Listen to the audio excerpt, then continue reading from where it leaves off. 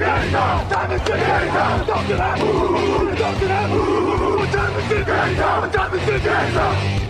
on y va avec le thème de la semaine. Le thème de la semaine, donc, pour cette semaine sur le fauteuil, je vous rappelle hein, que ce thème est sponsorisé par notre partenaire de paris en ligne Unibet, voilà, qui permet de parier sur les matchs NFL, mais aussi sur les marqueurs de touchdown, sur les statistiques, faire des combinaisons, etc. Et je vous rappelle hein, que Unibet, c'est un jeu, donc attention à vous faire aider si vous sentez que vous perdez le contrôle donc de vos paris. Donc je vous rappelle, hein, Unibet, c'est un jeu. Il y a des numéros en plus pour ça. Donc, n'hésitez pas à aller consulter. Je vous rappelle aussi que ce thème de la semaine est aussi sur YouTube. Hein, T'es d'actu sur la chaîne YouTube. Donc, salut YouTube. Et puis que vous pouvez laisser un pouce levé et un commentaire à la suite de ce thème.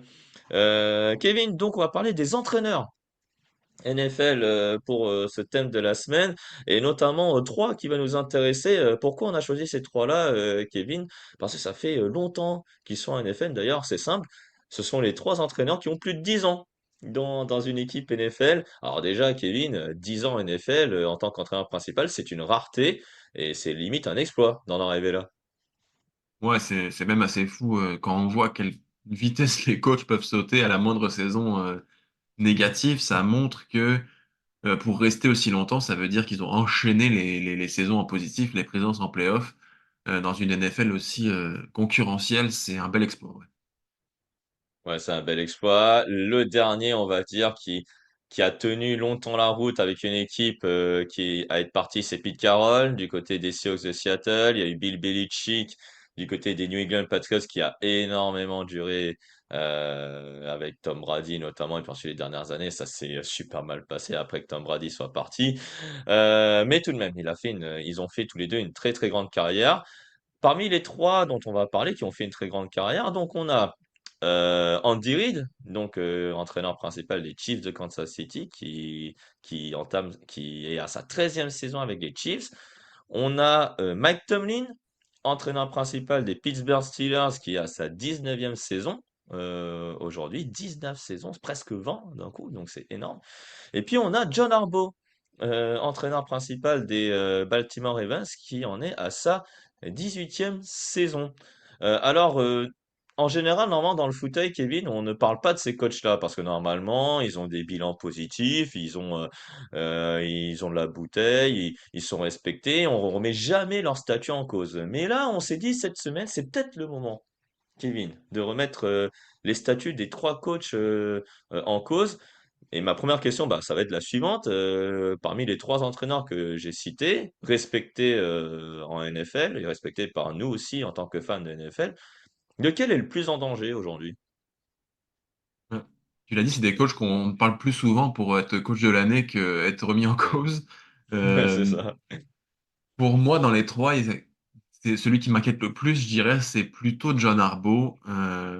Parce que, bon, du côté de Kansas City, il y a un contexte quand même, une ligne offensive complètement décimée, des incohérences sur le recrutement. Bon, ça peut être un petit bouclier pour Andy Reid. Du côté de Pittsburgh, il y a quand même toujours cette culture de la stabilité, de la présence en playoff, du bilan positif. On sent que Pittsburgh arrive quand même, malgré tout, à s'orienter vers ça. Du côté de Baltimore, ouais, on sent que la fenêtre de tir pour aller chercher un titre, qui est ouverte depuis 4, 5 ans, est en train de se refermer cette année. Le bilan est négatif en ce moment, les playoffs s'éloignent. Lamar Jackson n'est plus Lamar Jackson, l'attaque des Ravens n'est plus la même, la défense s'est complètement aussi écroulée. Donc voilà, pour moi, Arbo, c'est celui des trois qui ressemble le plus à une rupture de trajectoire et pas juste à un accident de parcours. Bah, avec tout ce que tu viens de dire là, justement, là, le Lamar Jackson et plus Lamar Jackson, les problèmes en attaque, les problèmes même en défense, notamment le pass rush, parce que là, j'y reviendrai sur le pass rush, mais c'est limite catastrophique à ce niveau-là. Mais comment expliquer une telle régression là entre une saison dernière où ils sont numéro un en nombre de points et là ils deviennent limite quelconques au niveau des au niveau des jeux appelés, au niveau de la créativité en attaque, parce que oui, Lamar Jackson et plus Lamar Jackson. Oui, Lamar Jackson euh, n'est peut-être pas à 100%, certes, mais ça, c'est peut-être le boulot d'un coach, peut-être de pouvoir gérer. un quarterback, on va dire, de sorte à ce qu'il soit dans une forme optimale. Complètement. C'est son rôle. Après, on a un Lamar Jackson qui, cette année, a été quand même très gêné physiquement. Il a raté 3 matchs en début de saison. Par la Mhm. suite, il a enchaîné 5 semaines où il ratait des entraînements. C'est quelqu'un qui a besoin d'une base physique très importante. Il n'a pas pu l'avoir. Le playbook de John Harbaugh est construit autour de l'idée que Lamar effraie les défenses par sa menace constante, aussi bien au sol que par la passe. Quand sa mobilité baisse, ne serait-ce que de 10-15%, ben, les défenses sont moins sous pression, sont moins obligées de trouver des solutions pour contrer aussi Derrick Henry en même temps. Mhm. Euh, donc, ben oui, ça a imposé des changements auxquels John Harbaugh ne semble pas avoir trouvé de solution réelle. Et ça se sent parce que l'attaque est beaucoup moins prévisible et forcément, elle marque beaucoup moins de points. Voilà, il marque beaucoup moins de points et en plus l'attaque aérienne n'a pas forcément c'est pas forcément l'attaque aérienne, c'est pas forcément le domaine de John Harbaugh, hein. Déjà John Harbaugh c'est un coach plus déjà d'équipe spéciale, ça a été plus un coach défensif. Normalement l'attaque c'est pas son domaine, mais il a eu des coordinateurs offensifs productifs, Greg Roman notamment, et c'est pour ça que il a été l'un des artisans de l'attaque très très très terrestre, on va dire, des Ravens. Là, on a Todd Monken qui a un style un peu plus équilibré. On sent là que Todd Monken, même s'il a de la bouteille, hein, il a conservé un style un peu universitaire lorsqu'il était à Georgia. Est-ce que tu penses que John Harbaugh devra en tout cas, on va dire, être plus sévère avec son coordinateur offensif parce que là, on voit que les résultats ne sont pas là, en tout cas en attaque. Derrick Henry il fait que des fumbles à tort et à travers. Il n'y a pas de receveur numéro un, même si Zay Flowers il fait sa saison. Bon, est-ce qu'on parle plus de performance individuelle ou on parle de mauvais coaching tout simplement en termes en attaque? C'est un tour, j'ai envie de dire, parce que on voit des Ravens qui se sont sabordés sur beaucoup de matchs. On a vu en début de Mm, saison les fumbles à répétition d'Eric Henry qui ont coûté des matchs. C'est des erreurs qui arrivent. On l'a encore vu récemment face aux Steelers avec Isaiah Likely qui échappe un touchdown en fin de match, juste sur le point de marquer. Et puis finalement, ça se transforme aussi en défaite dans un match de division très important. Quand les erreurs comme ça arrivent, c'est des accidents. On peut pas mettre ça sur la faute du coach. Sauf que quand ça arrive ouais. très très régulièrement sur une même saison, ça ressemble un peu à de l'auto-sabotage et à un travail du coaching qui s'est mal fait en amont. Euh, après Arbo, c'est un coach qui est aussi jugé sur la discipline collective, la gestion des moments importants, la capacité à garder une identité très forte quand l'équipe est en souffrance.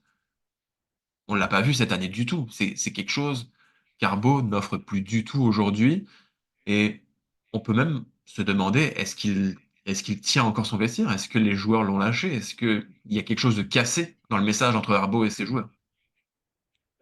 Ouais, et ça, je pense que les trois derniers matchs de la saison des Baltimore Ravens, bah, les quatre plutôt, parce que on enregistre le dimanche, donc les trois derniers matchs, de toute façon, s'ils gagnent, les Ravens face aux Bengals, ils seront à 50%, ce qui reste un bilan insuffisant pour cette équipe de Baltimore qu'on attendait normalement, hein, qu'on attendait parmi les équipes qui allaient titiller, bah, je sais pas moi, les Patriots là aujourd'hui en leader de la conférence américaine. On attend notamment Baltimore à ce niveau-là, Kevin, hein, pour anticiper un peu la question dessus, c'est-à-dire en fait que Baltimore, on les classait dans les 5 premières équipes dans notre Power Rankings en touchdown actu.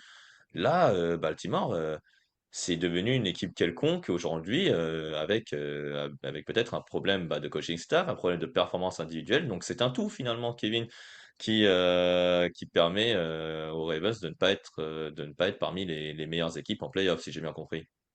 Ouais, exactement. Les Ravens, au début de saison, c'est une équipe que tout le monde voyait à 11-12 victoires, grand minimum. Mm.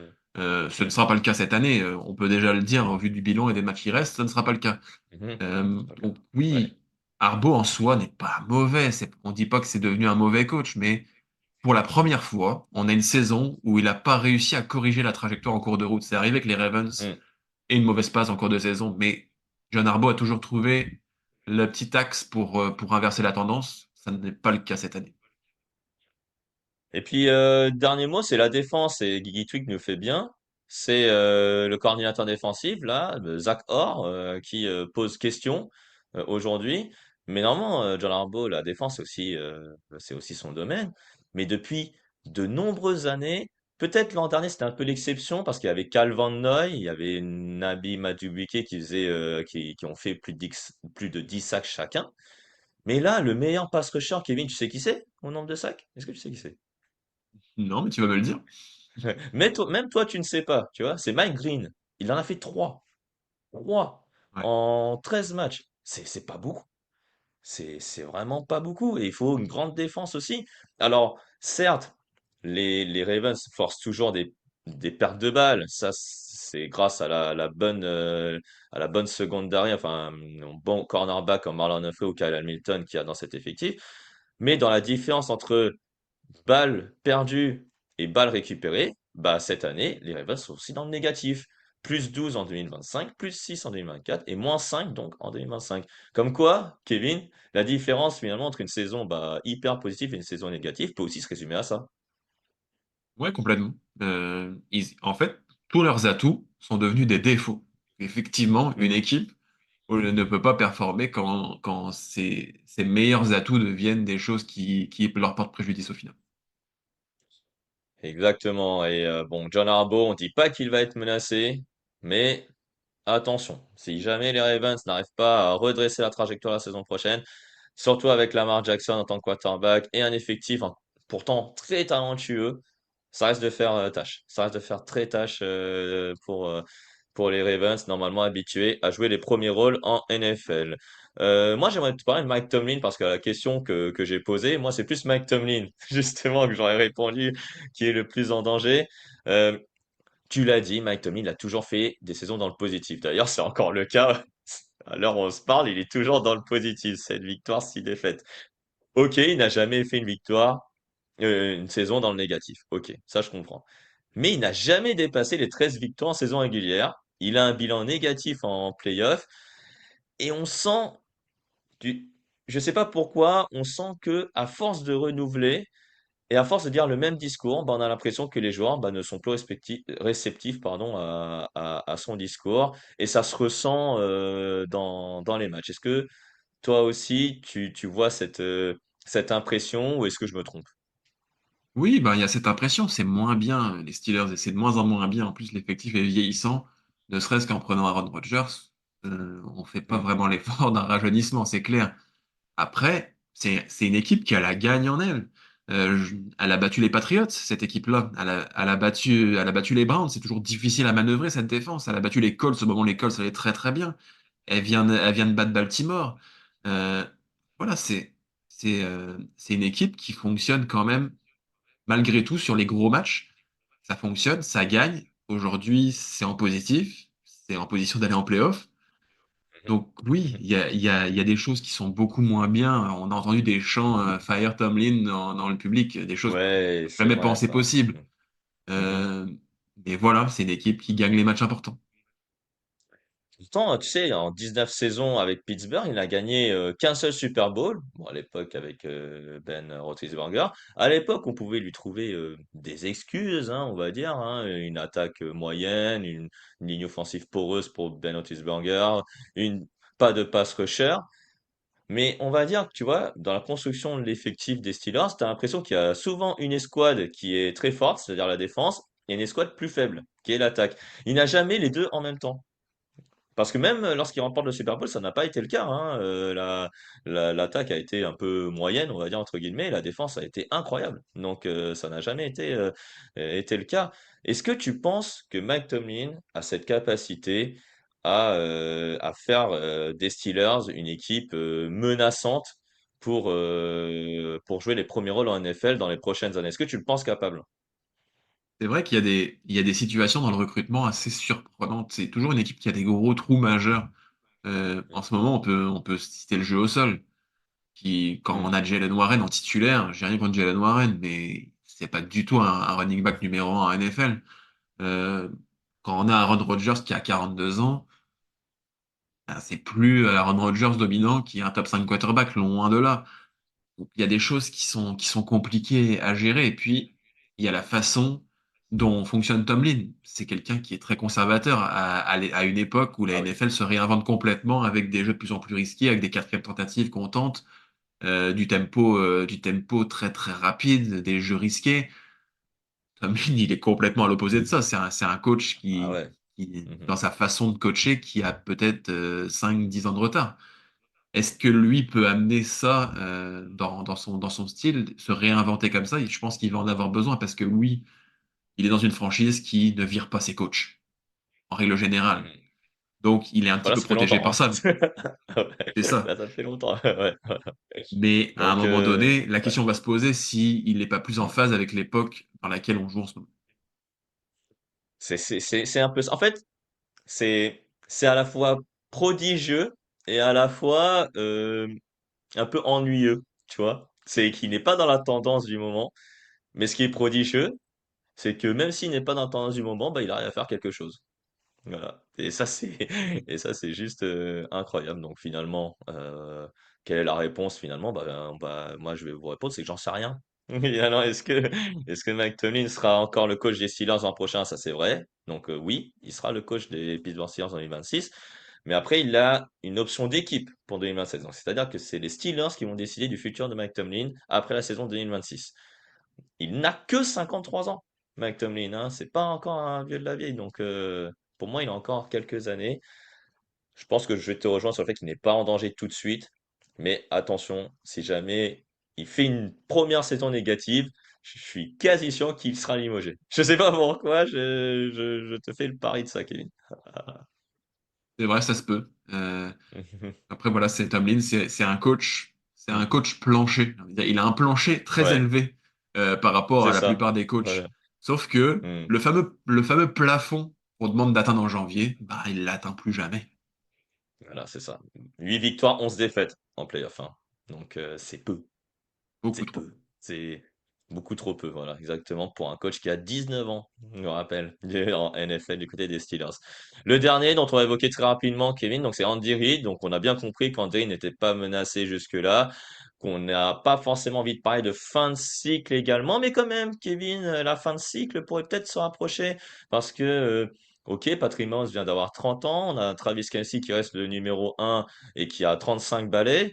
Mais Andy Reid, ça reste un entraîneur qui a tout de même 5 Super Bowls enfin, il n'a pas 5 Super Bowls, il a disputé 5 Super Bowls sur les 6 dernières saisons en NFL. Il a 73% de victoires. Mais on parle, Kevin, du coach le mieux payé de la NFL et on sort un bilan de 6 victoires, 7 défaites, en tout cas pour le moment. C'est un bilan négatif. Est-ce que là, même question un peu comme Mike Tomlin, est-ce qu'il a besoin de se renouveler, Andy Reid? Oui, bien sûr, il a besoin de se renouveler. C'est vrai que notamment sa ligne offensive a été complètement décimée. Le recrutement peut être un petit peu défaillant. On n'a pas eu jeu au sol avec Pittsburgh. Bon, là, quand on a Isaiah Hmm, Pacheco et Karim Hunt, on peut aussi débattre de la logique derrière ça parce mhm. que voilà, il y avait aussi peu de solutions en poste de receveur en début de saison. Quand tu donnes ces running backs-là à ton quarterback, c'est difficile de développer du jeu. Euh, Hmm. Après, voilà, oui, la O-line a beaucoup changé à cause des blessures, mais c'est son rôle aussi de simplifier, d'assumer, d'amener des nouvelles choses dans son playbook. On parle d'un coach qui est parfois en débat pour être le meilleur coach de tous les temps en NFL. Ouais, c'est S'il peut Hmm. pas se réinventer quand quelque chose va mal, ben, il a rien à faire dans ce débat. Donc Ouais, c'est c'est ça. quand même compliqué aujourd'hui de voir ce que proposent les Chiefs avec ce Andy Reid-là. Il a un peu laissé, tu sais, les appels de jeu offensifs à Matt Nagy, là, Kevin, avec plus ou moins de succès hein, en attaque, hein, bon, ça dépend. Mais en global, t'en as pensé quoi cette saison de son coaching? Est-ce qu'il pouvait, bon, en tout cas, c'est sûr qu'il pouvait faire mieux, mais quels étaient les défauts que tu as pu observer? Qu'est-ce qu'il a perdu au fil des années en Derrick dans sa manière d'entraîner son équipe? C'est un coach, on sent qu'il essaye de déléguer de plus en plus. Il a pris des coordinateurs offensifs. Euh, est-ce qu'il a perdu réellement la main sur la façon de développer le jeu? Ça se peut très bien. Mais quand la maison prend l'eau, ben, le chef d'orchestre, il reprend les commandes et il impose sa Normalement. vision et il impose ses choses. Est-ce qu'il le Mm. fait? Bah, on peut avoir quelques doutes. Mmh, Après, est-ce qu'il est en danger? Non, c'est quelqu'un qui a un palmarès monstrueux ces dernières années, mmh, mais ouais. il y a une alerte cette année sur Andy Reid.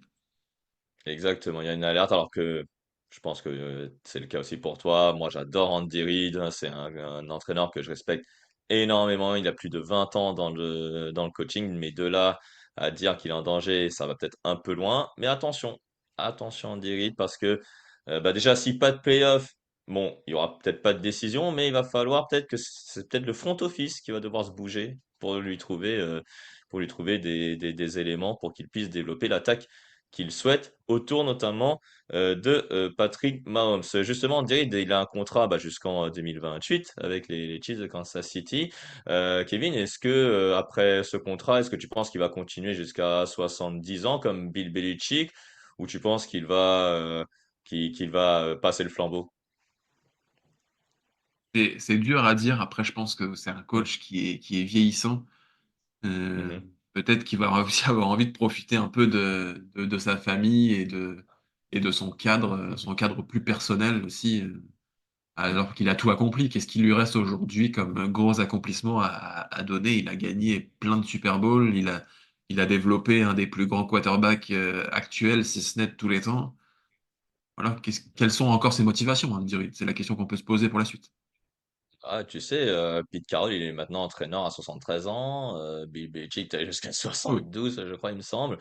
Donc, est-ce qu'Andy Reid a la motivation d'aller jusque-là? Ça, on verra bien. Moon 290 qui le dit bien sur le chat de la chaîne Twitch de l'actu. Il parle de fin de dynastie, notamment. Et peut-être, je pense qu'on n'ira pas jusque-là, Kevin. Je pense pas qu'on c'est ira tôt. jusque-là pour le moment. Ouais, pour le moment. Mais si Andy Reid s'en va après, on va dire, 3-4 saisons, ouais, là, on peut peut-être commencer à en parler. Mais je pense que là, c'est un peu trop tôt pour en parler. Est-ce qu'on a fait le tour de notre thème de la semaine, Kevin? Totalement. Eh ben, on a fait le tour et c'est ainsi donc on va clôturer donc ce thème de la semaine sur la chaîne YouTube ou Twitch TD Actu.